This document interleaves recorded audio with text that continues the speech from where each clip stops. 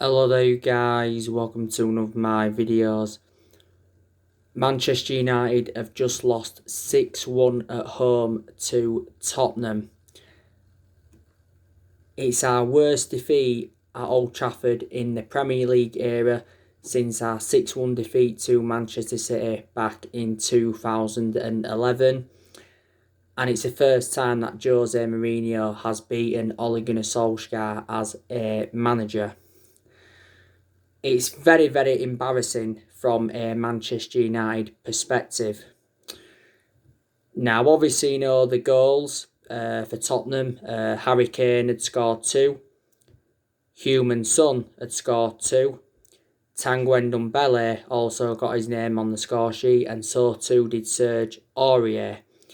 I think Heung-min Son had got an assist. Harry Kane had also got an assist. And Holberg had also got an assist.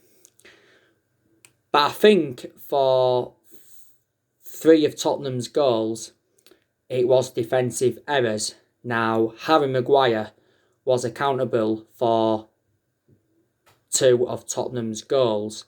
He really, really was. I also thought Eric Bailly was accountable for 1 of their goals.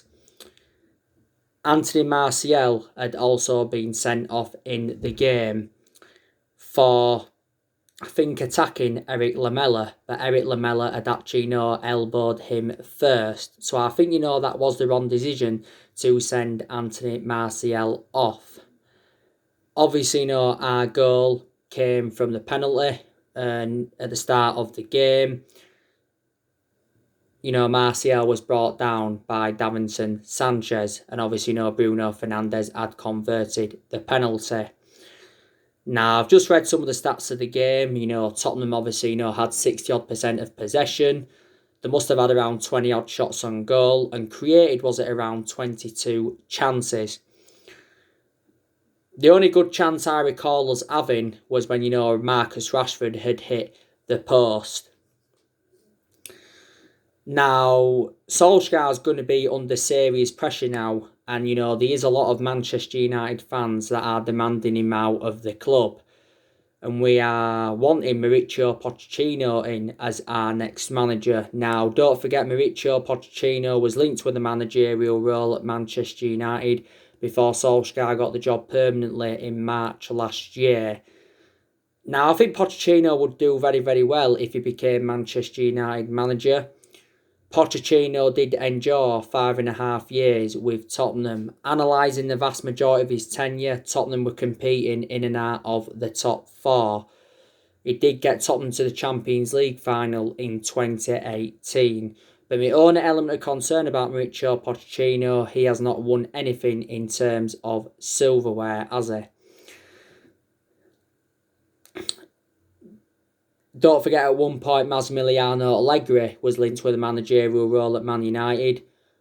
Also, too, Zinedine Zidane at one point was linked with a managerial role at Manchester United.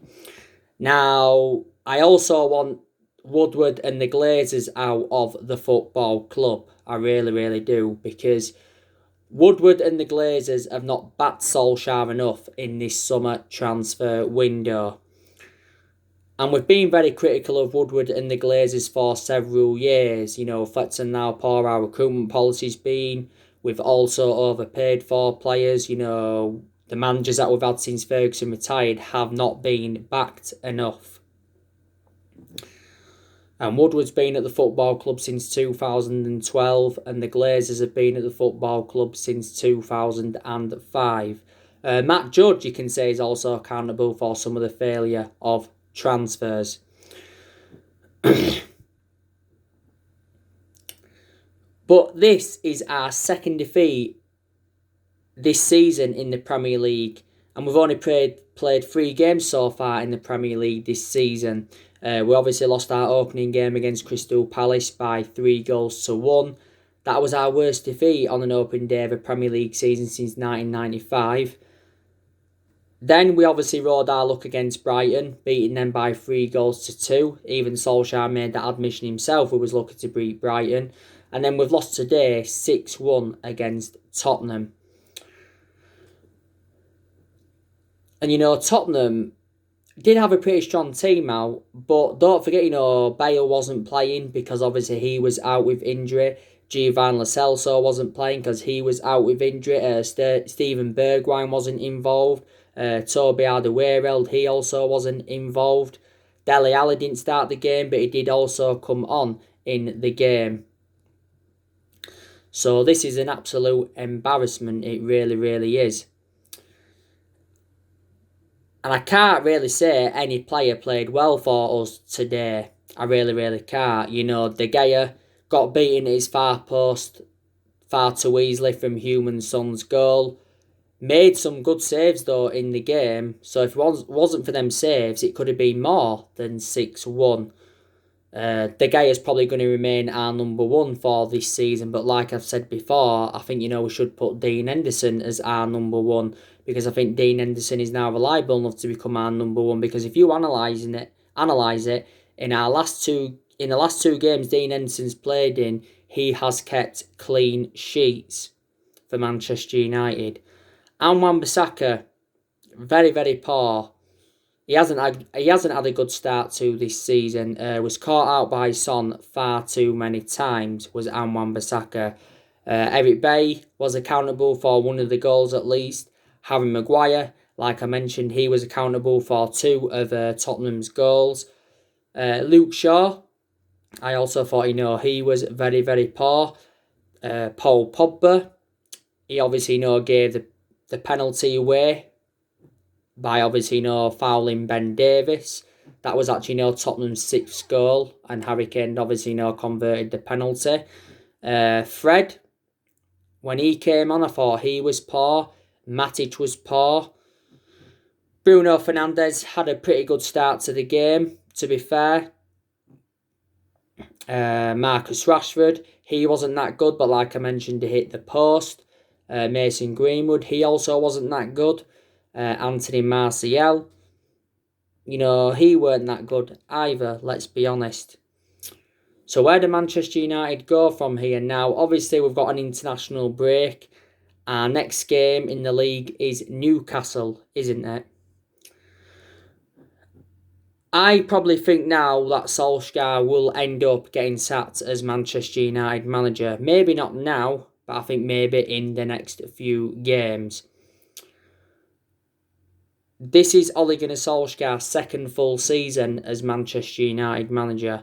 And I did say to you, didn't I, what would represent a good season for Manchester United, and that would be to finish in the top 4 and win a trophy. And by the looks of things, Manchester United are not going to exceed these expectations. Now, obviously, last season was Ole Gunnar Solskjaer's first full season at the football club. And to be fair, last season, he did exceed most of his expectations. He obviously, got us qualification for the Champions League. We also finished 3rd, and we did progress to 3 semi-finals, didn't we?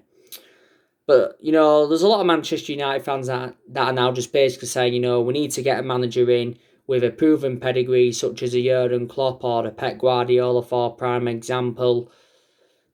Someone who will suit the strappings of the club. Because let's be honest, Solskjaer hasn't got a proven pedigree behind him. Manchester United is the 3rd club in his managerial career. I think today's game was his 94th game as Manchester United manager. He has won 50-odd games as Manchester United manager.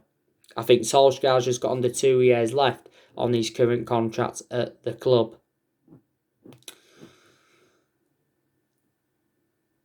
Hasn't he? But I think, to be honest with you, everyone's to blame, Some of the blame stems from Solskjaer. I think, a lot of the blame stems from the board, reflects on the lack of transfer activity, and some players have also got to take responsibility. They really, really have. Now, if Solskjaer does get sacked as Manchester United manager, he will be the 4th manager to be sacked since the Sir Alex Ferguson era, because we've already sacked 3 managers since the Ferguson era, and that was obviously David Moyes, Louis van Gaal, and Jose Mourinho. Now, in the last 7 years, we have spent close to the £1 billion range on players, and we have recruited over 30 odd players in since the Sir Alex Ferguson era. And a lot of them haven't been the right calibre players for Manchester United.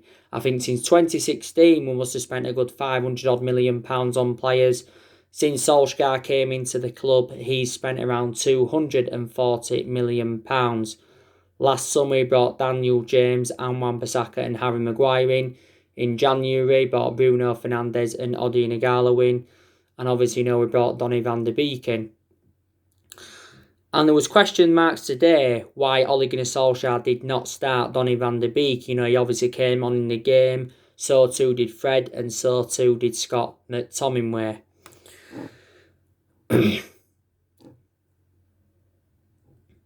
Didn't they? But Solskjaer has been at Manchester United now for almost 2 years. And I have taken positives from his tenure, like I've mentioned. We've made some good signings. He's got rid of a lot of the deadwood since he got recommended into the club. I do like the way he's also promoted the youth. But I'm beginning to think now he's not the foreseeable future for Manchester United. Don't get me wrong, he was a very, very good player for the club because he enjoyed 11 years as a player for Manchester United and he flourished under Sir Alex Ferguson's guidance. And his most iconic moment as a player was 1999 when obviously he scored in the final minute to obviously win the club the treble. That is the club's greatest achievement. But we've had some bad results under the Ole Gunnar Solskjaer era. Don't forget, at one point we lost 4-0 to Everton.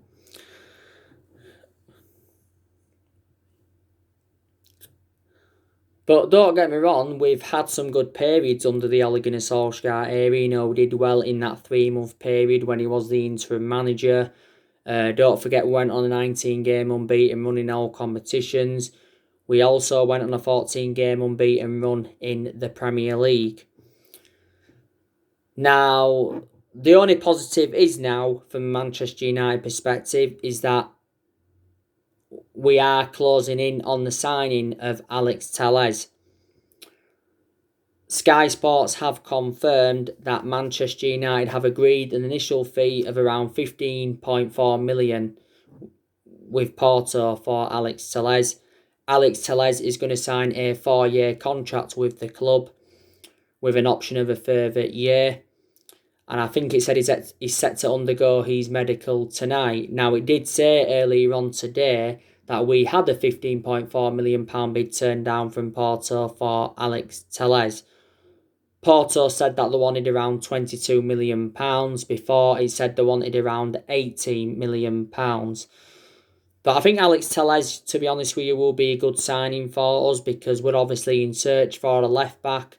We've got 2 predominant left-backs in the team at the moment. That's obviously Luke Shaw, he's our first-choice left-back, and Brandon Williams, he's our backup left-back.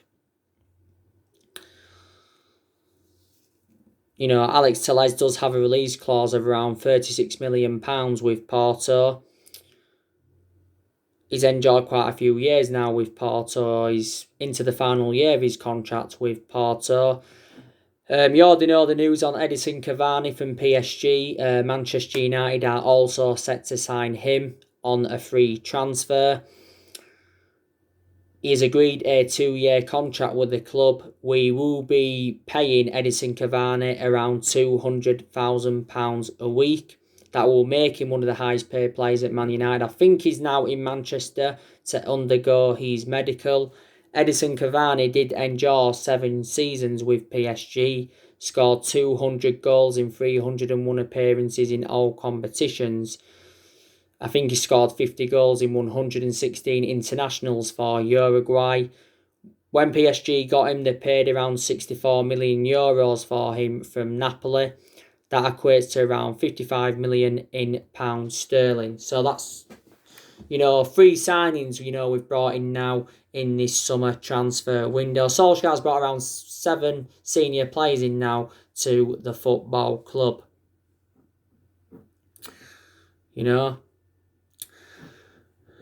But I've got to say, credit to Tottenham. They fully deserve the win. Jose Mourinho will obviously, be delighted. And another one of my frustrations is that, Jose Mourinho has now passed his sell-by date. Don't get me wrong, Jose Mourinho's got a fantastic pedigree behind him, reflecting on, the silverware he's won. He must have won around 25 major honours in his managerial career. Don't forget, Jose Mourinho did endure 2.5 years with us, and he did win the Europa League and the League Cup in his first season. Also got a second in his first season, and did recommend around 11 players in to Manchester United. And don't get me wrong, a lot of Tottenham fans have been very, very critical of Jose Mourinho. But like I mentioned to Tottenham have had a very, very good summer transfer window. They've bought quite a few players in. They obviously brought Joe Hart in on a free. They've obviously brought Holberg in, Kyle Walker-Peters. They also brought Doherty in. They brought Reguilon in. They also brought Gareth Bale back. So, there you go. But we must turn things around now, and we must react to this 6-1 defeat. And don't forget, at the first part of last season, we enjoyed our worst start ever to a Premier League season for 30 years. And at that point, Solskjaer was very, very close to getting sacked as Manchester United manager. Now, I think we must offload more players before this summer transfer window shuts. Because for the vast majority of this transfer window, departures have proven to be difficult, not only making signings. Now, we've just recently let 2 players go. We obviously let Delors go out on loan to AC Milan, and we recently let Andres Pereira go out on loan to Lazio. But there's obviously the players that we are looking to get rid of is obviously Jesse Lingard. We're also looking to get rid of Chris Smalling. We're looking to get rid of Rojo. We're looking to get rid of Phil Jones. We're also looking to get rid of Sergio Romero, because Sergio Romero is now our third choice goalkeeper. There's obviously rumours of Daniel James leaving the football club. It did say that Solskjaer's prepared to sell Daniel James for around £25 million. We'll only let Daniel James go if we can get a winner in before this window shuts now. Obviously, we're trying to get Sancho in. I don't think Man United are now going to sign Jadon Sancho. There's obviously rumours of Ousmane Dembele coming into the football club. With no intentions of getting Dembele permanently, we've actually inquired about getting Ousmane Dembele on loan, haven't we? But we definitely do need more signings, and you can see that Solskjaer's trying to change the culture of the club, and he's trying to improve the squad, and he's totally blameless for the lack of transfer activity, because Solskjaer's publicly come out and said that Manchester United have got to spend money in this summer transfer window.